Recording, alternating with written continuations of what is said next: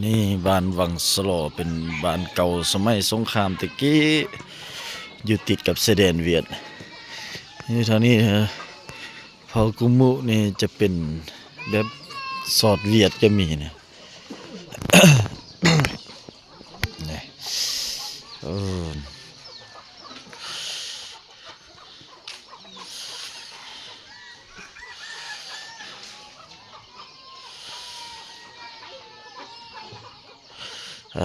30หลังคาเฮือนน่ะอยู่บ้านนี่เขากินก็ได้ตำเอาไฟฟ้าก็บ่มีเฮ้ยตื่นแต่เช้าแท้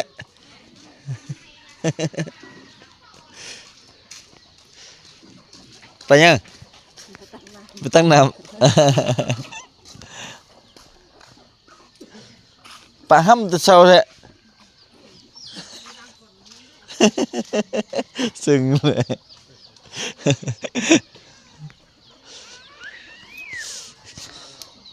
สบายดี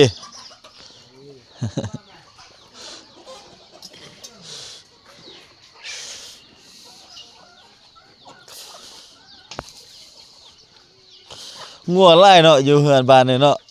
มีไงมีงัวมีเป็ดมีไก่ไล่เว้ยทางนี้ทางไปยังน่ะไอ้พุ่นบ้านระยับเออ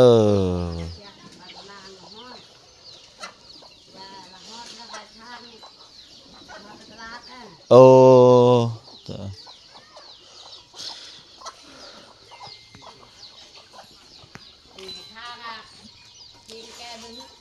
เออ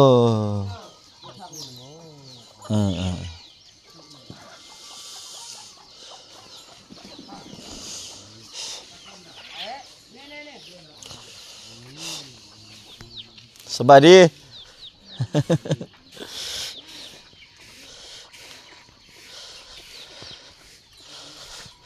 เฮ็ดยังนี่น่ะ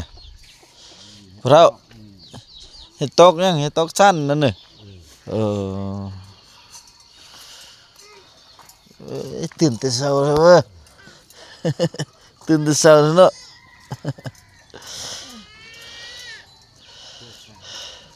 โอ้ยาสูบอันนี้ยังมีอยู่นี่น่ะยาสูบอันนี้น่ะคักเอาเนาะอันนี้เนาะเออ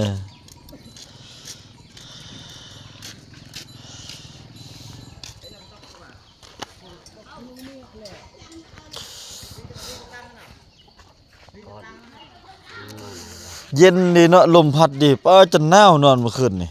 คืออยู่บ้านค่อยได้แก้เสื้อแล้ววันนี้โดเย็นอีพีน่ะอากาศดีขนาด